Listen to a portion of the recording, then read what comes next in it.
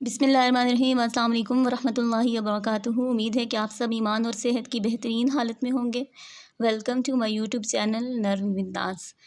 आज हमने अपने 10th क्लास के first chapter that is gaseous exchange का second topic that is gaseous exchange in humans start करना है।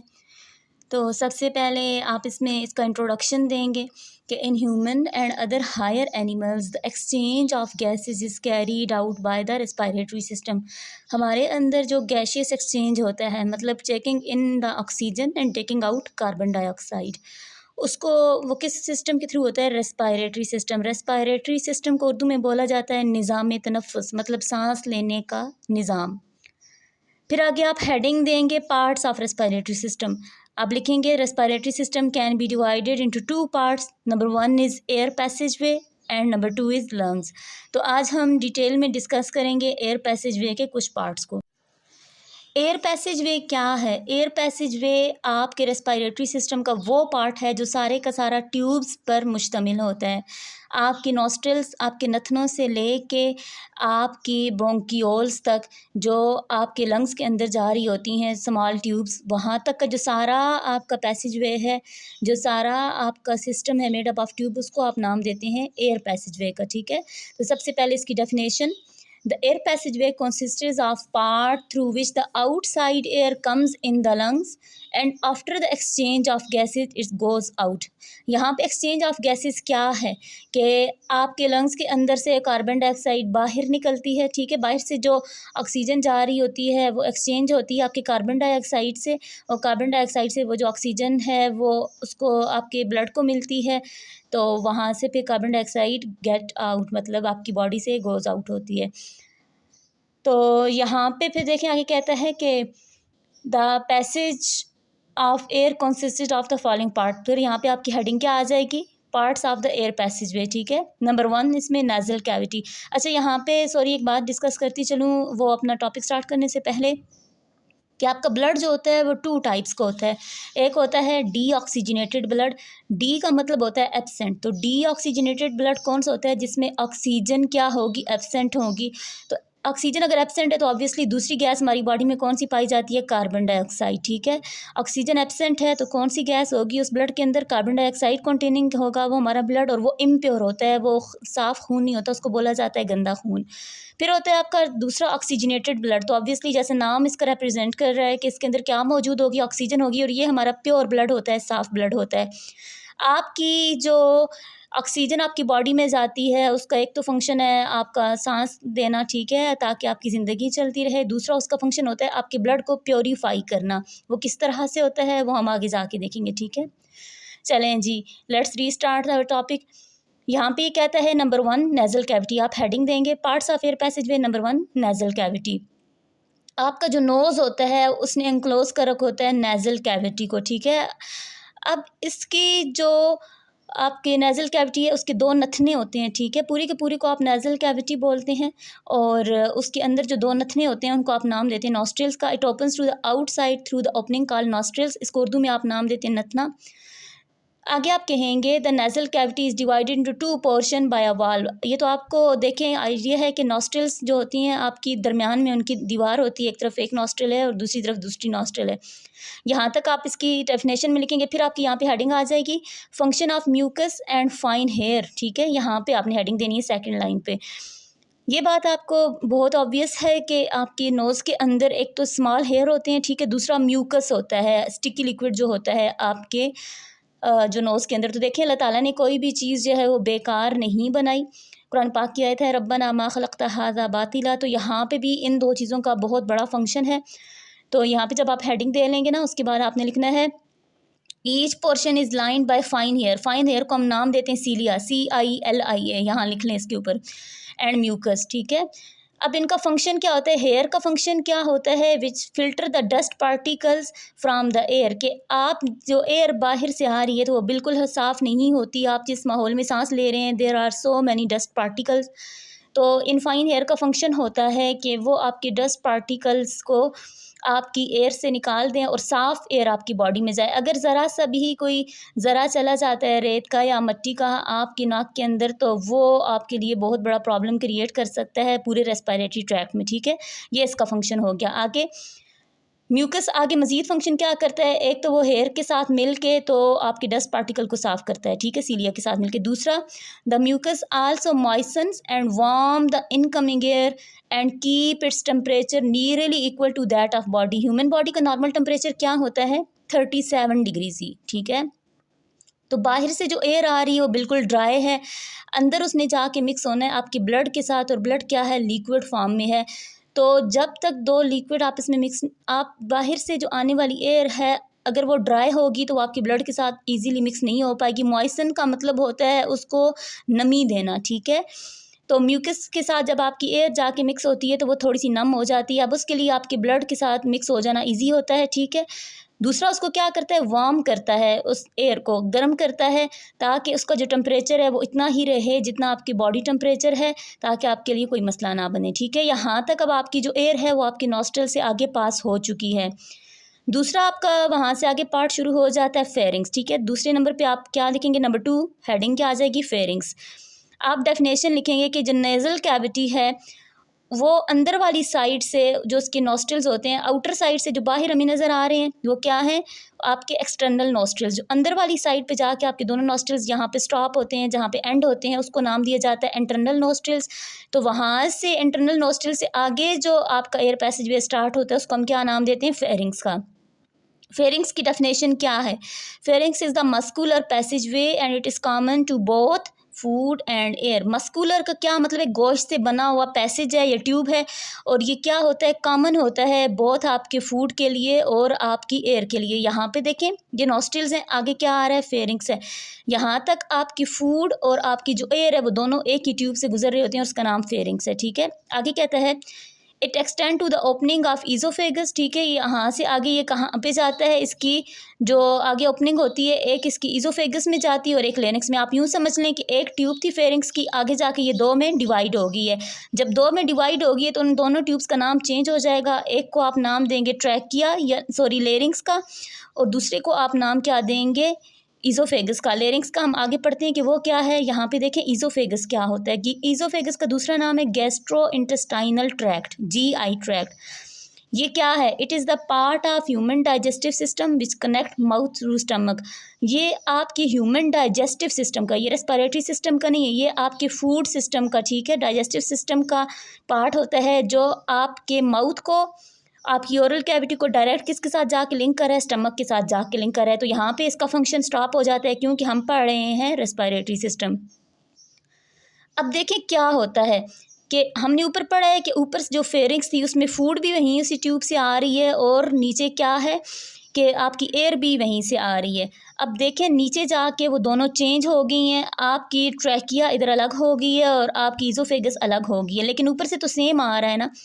क्या हो कि अगर आपका जो खाना है, जो आपने मॉर्सल अपने मुंह में डाला हुआ है, लुकमा डाला हुआ है, वो आप खाएं और यहाँ पे वो जाके ईजोफेगस में जाने की बजाय आपकी सांस की नाली में चली जाए, लेरिंक्स में चली जाए, तो क्या होगा, जी हाँ, अल्टीमेटली आपकी डेथ हो जाएगी। क्यों, क्योंकि वो वहाँ पे जाके ट्रैकिया को आगे से ब्लॉक कर देगी, आपकी सॉरी लेरिंक्स को, सांस की नाली को ब्लॉक कर देगी। तो वहाँ पे आपके वॉइस बॉक्स को, सॉरी लेरिंक्स बोला जाता है, वॉइस बॉक्स को, वो आपको वहाँ पे स्टॉप कर देगी और ना एयर अंदर आ पाएगी ना बाहर निकल पाएगी। तो अल्टीमेटली आपका सांस रुक जाता है, that leads to the death. फिर यहाँ पे इससे बचने के लिए अल्लाह ताला ने हमारे अंदर एक सिस्टम बनाया है। ये देखें यहाँ पे आपको नज़र आ रहा है ग्लॉटिक्स, फेरिंग्स के फ़ौरन बाद से यहाँ पे ग्लॉटिक्स शुरू हो रहा है। अब ग्लॉटिक्स क्या है, ये फेरिंग्स के फ्लोर पे या फेरिंग्स की एंड पे एक नैरो ओपनिंग होती है, ठीक है, जो डायरेक्ट इसको लेके जाती है आपके लेरिंग्स की तरफ। तो यहाँ पे आपकी सांस की नाली अलग हो जाती है। अब क्या होता है कि जब आप खाना खा रहे होते हैं ना, तो ये जो ग्लॉटिस है इसके ऊपर एक छोटा सा ढक्कन सा लगा होता है, ये देख लें, आपको नज़र आ रहा होगा ऊपर एपिग्लॉटिस का, ये जो आपको अलग से ये एक्सटेंशन नज़र आ रही है। तो एपिग्लॉटिस क्या है, ये आपका एक गार्ड होता है, या यूँ समझ लें एक कैप होता है, कवरिंग होती है किसकी, ग्लॉटिस की, और ये बनी हुई होती है जिन टिश्यूज से, उसको नाम दिया जाता है एपिग्लॉटिस, ठीक है। इस को नाम क्या दिया जाता है, इस जो आपकी कवरिंग है उसको ग्लॉटिस का नाम दिया जाता है, and it is made up of tissues. तो फिर यहाँ पे क्या होता है, जब आप खाना खा रहे होते हैं ना, तो एपिग्लॉटिस जो होता है वो ग्लॉटिस के ऊपर आ जाता है, तो आपकी फूड आपके आगे ट्रैकिया में जाने की बजाय किधर चली जाती है, आपके ईज़ोफेगस में चली जाती है, क्योंकि यहाँ से तो उसका रास्ता बंद हो गया, वो सांस वाली नाली में जा ही नहीं सकती, तो वो यहाँ से नीचे कहाँ चली जाएगी, आपके फेरिंक्स में चली जाएगी। तो यहाँ से आपसे वो क्वेश्चन पूछता है what is glottis and epiglottis. ठीक है, यहाँ तक आपको समझ आ गई। अच्छा, मैंने साथ इसमें आगे इसकी वीडियो दी है मैंने, वो आप साथ देख लीजिएगा, इसी के साथ आगे अटैच्ड है। Two stages, the oropharyngeal and esophageal stages. At the start of a swallow, a food bolus is voluntarily pressed by the tongue up against the roof of the mouth and backwards towards the pharynx. In response to activation of pharyngeal pressure receptors, the swallowing center in the medulla initiates reflexes that prevent food entry into respiratory passageways. The uvula contracts, which blocks the nasal passages from the pharynx. The laryngeal muscles contract, closing the glottis at the top of the trachea by tightly aligning the vocal folds. The epiglottis swings down upon the closed glottis. With all airways blocked off, respiration is temporarily inhibited. As the upper esophageal sphincter relaxes, pharyngeal contractions drive the bolus into the esophagus. The oropharyngeal stage is done and breathing resumes. During the esophageal stage, a primary wave of peristalsis initiated by the swallowing center pushes the bolus through the esophagus. As the bolus travels through the esophagus, the lower esophageal sphincter relaxes, allowing the food to enter the stomach.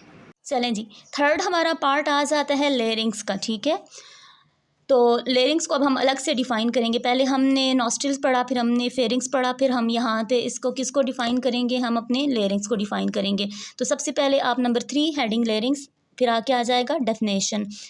Larynx is a box made up of cartilage. Cartilage का मतलब होता है कुरकुरी हड्डी से बना हुआ। ठीक है, ये हार्ड बोन नहीं होती, ये आपकी सॉफ्ट बोन होती है जिसके अंदर फ्लेक्सिबिलिटी होती है। जैसे देखें, आपकी गर्दन के अंदर या आपकी जो रीढ़ की हड्डी है वो कार्टिलेजनस बोन से बनी हुई है, तभी आप अपनी गर्दन को मोड़ सकते हैं, या आप अपनी रीढ़ की हड्डी से बैठ भी सकते हैं, खड़े भी हो सकते हैं, उसको मूवमेंट करवा सकते हैं। अगर ये हार्ड बोन से बनी हुई होती तो आप कभी भी अपनी गर्दन को मोड़ ना सकते। ठीक है, आगे देखें। It is present between the pharynx and trachea. इसकी लोकेशन क्या है? फेरिंक्स और ट्रैकिया के बीच में प्रेजेंट है, जैसे हमने पीछे डिस्कस किया। It is also called the voice box. इसको दूसरा नाम हम क्या देते हैं? वॉइस बॉक्स का। अच्छा, अब इसके दो जो होते हैं फाइब्रस बैंड्स होते हैं, आपके दो समझ लें गोश्त के बने हुए छोटे छोटे से टुकड़े होते हैं, जिनको आप वोकल कॉर्ड का नाम देते हैं। अगर आप अपना मुंह खोल के देखें ना, तो बिल्कुल जो आपके माउथ के एंड पे ना आपको देखेंगे कि जहाँ से आपका गला शुरू होता है, आपके माउथ का जो लास्ट विजिबल पार्ट आपको सामने शीशे में नज़र आएगा, वहाँ पे आपको दो छोटे छोटे से ना गोश्त के टुकड़े से लटके हुए नज़र आएंगे। वो होते हैं आपके फाइब्रस बैंड्स। ठीक है, फाइब्रस बैंड होते हैं, उसको नाम क्या दिया जाता है? वोकल कॉर्ड्स का। अब यहाँ पे इनका फंक्शन क्या है वोकल कॉर्ड का? These are stretch around the larynx. ठीक है, वो लेरिंग्स के साथ स्ट्रेच होते हैं। फंक्शन इनका क्या है? The vocal cords vibrate when the air passes through them, the vibration produces sound. कि जब आपकी एयर वहाँ से पास होती है ना, तो वो वाइब्रेट करते हैं दोनों वोकल कॉर्ड, उसी वजह से आपकी आवाज़ होती है। अगर फाइब्रस बैंड या आपके वोकल कॉर्ड्स ना हो तो आपकी आवाज़ प्रोड्यूस नहीं होगी, क्योंकि आपकी आवाज़ प्रोड्यूस होती है वाइब्रेशन से, और वाइब्रेशन कौन प्रोवाइड कर रहा है? आपको वोकल कॉर्ड कर रहे हैं। यहाँ पे आगे आपको वीडियो दी गई है कि how does vocal cord and fibrous band work. Hello! I haven't had visitors in so long. What are you? I'm a voice box. Some people call me a larynx. See my two vocal cords moving apart and together as I talk?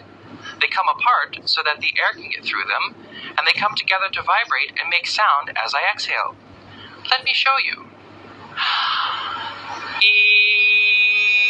तो यहाँ पे आप सबसे पहले heading देंगे definition की, फिर आप आगे हेडिंग देंगे vocal cords and their function.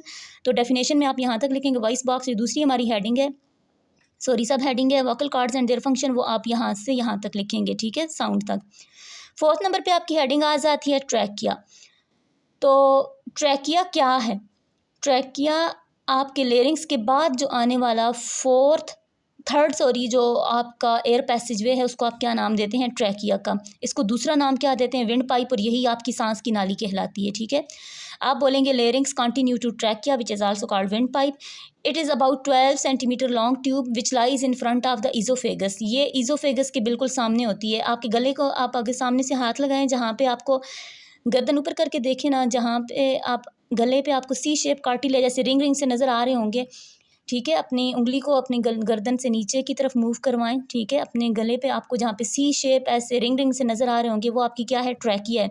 ईज़ोफेगस उसके बिल्कुल पीछे मौजूद होती है, ठीक है, जो आपकी क्या थी, फूड वाली नाली थी। अच्छा, आगे कहता है कि there are C shape cartilaginous rings in the wall of trachea. अब उसका फंक्शन क्या है? The cartilaginous keeps the trachea from the collapsing even when there is no air in it. अब अगर ये आपके कार्टिलेजनस बोन से ना बने हुए होते, ठीक है, कोई कुरी हड्डी से या सॉफ्ट बोन से ना बने हुए होता आपका ट्रैकिया, और मसल से सिर्फ गोश्त से बना हुआ होता, तो क्या होता? जी हाँ, बिल्कुल ऐसे ही। अगर ये आपका जो ट्रैकिया है वो बोन से ना बना होता और गोश्त से बना हुआ होता तो ये क्लोज़ हो जाता। जब एयर के अंदर से एयर ना गुज़र रही होती, जब आप बोल नहीं रहे होते, ठीक है, तो जब इसके पास एयर ना होती तो ये क्या हो जाता, बिल्कुल क्लोज़ हो जाता, जैसे आपका गुब्बारा पिचक जाता है। तो फिर वहाँ से जब एयर ही ना पास हो पाती तो फिर आपकी अल्टीमेटली डेथ हो जाती, ठीक है। तो ये उसको कोलैप्स होने से या क्लोज़ होने से बचाता है। तो ये आपका बहुत इंपॉर्टेंट फंक्शन है इसका, और ये क्वेश्चन आपका लाजमी देता है पेपर में कि what is the function of C shape cartilaginous rings in the wall of trachea. तो यहाँ पे आपकी हेडिंग आएगी ट्रैकिया की, फिर आगे आप हेडिंग देंगे function of C shape cartilage. Trachea की डेफिनेशन यहाँ से यहाँ तक, in the wall of trachea, आगे ये फंक्शन में एक ही लाइन आ जाएगी, ठीक है। अब ट्रैकिया ये यहाँ तक आप गर्दन तक पढ़ रहे थे, ठीक है, गर्दन। आगे जब आपकी चेस्ट शुरू होती है, आपका सीना शुरू होता है, तो वहाँ से आपके ट्रैकिया डिवाइड हो जाता है टू ट्यूब्स के अंदर। क्यों? क्योंकि उसका नाम क्या होता है, ब्रोंकाई, ठीक है। एक जो दोनों ट्यूब्स हैं वो प्लूरल, उसको ब्रोंकाई बोलते हैं, और अगर एक की बात करें तो क्या होगी, ब्रोंकस। अच्छा, टू में क्यों डिवाइड होता है? क्योंकि दो लंग्स होते हैं ना आपके, एक राइट साइड पे और एक आपके लेफ़्ट साइड पे, ठीक है। तो ये एक ब्रोंकस जो है वो ट्यूब आपकी एक लंग में अंदर चली जाती है और दूसरी ब्रोंकस ट्यूब आपके दूसरे लंग में चली जाती है। आप बोलेंगे the bronchi also have cartilaginous plates in their wall. ये भी आपकी किससे मिलकर बनी होती हैं, कार्टिलेजनस प्लेट्स या कार्टिलेजनस मसल्स बोन्स से मिलकर बनी होती हैं। आगे आप बोलेंगे each bronchus enter into the lung. ये कहाँ पे आगे दाखिल हो जाती हैं? थोड़ी सी जब स्पेस मिलती है इनको आपकी लंग्स के, आपकी गर्दन से नीचे थोड़ी सी जगह पे के बाद ये कहाँ पे चली जाती हैं? थोड़ा सा इनका पार्ट जो होता है वो बाहर रहता है, फिर आगे मतलब यूँ समझ लें 2 सेंटीमीटर सिर्फ ये आपकी चेस्ट में होती हैं, उसके फ़ौरन बाद ये कहाँ पे एंटर हो जाती हैं, आपके लंग्स में। आप बोलेंगे each bronchus enter into the lung of its side and divide into smaller branches. फिर ये डिवाइड होकर स्मॉलर ब्रांचेस बनाती हैं। यहाँ पे आपको पिक्चर दिखाई गई है जिसमें आपको लेरिंग्स, ट्रैकिया और ब्रोंकस वगैरह की डिस्ट्रीब्यूशन दिखाई गई है। तो आज हम इतना ही डिस्कस करेंगे, कल हम इंशाल्लाह इसका नेक्स्ट ईयर पैसेज वे डिस्कस करेंगे जो हमारा रह गया। तो फिर देखें यहाँ पे आपका टेस्ट है एज़ यूजुअल, आपने लिखना है फंक्शन ऑफ म्यूकस एंड सीलिया, ठीक है, फिर इज़ोफेगस की डेफिनेशन, फिर लेरिंग्स की डेफिनेशन, फिर function of C shape cartilaginous rings in the trachea, और फिर ब्रोंकाई की डेफिनेशन, ठीक है। तो ईच क्वेश्चन कैरी 2 मार्क्स और टोटल आउट ऑफ 10 अपनी असेसमेंट खुद कर लीजिएगा अच्छे बच्चों की तरह। आज का हमारा टॉपिक यही, इंशाल्लाह कल मिलेंगे नए टॉपिक के साथ, नई वीडियो के साथ। तब तक अपना और अपने चाहने वालों का बहुत ख्याल रखिएगा। मेरे वीडियो को लाइक कीजिएगा और मेरे इस चैनल लर्न विद नाज़ को अपने दोस्तों के साथ ज़रूर शेयर कीजिएगा और सब्सक्राइब करने का बोलिएगा, ताकि आपको घर बैठे ही बायोलॉजी की जो ट्यूशन है वो मिलती रहे और आपको किसी दूसरे के पास ना जाना पड़े। अल्लाह हाफिज़।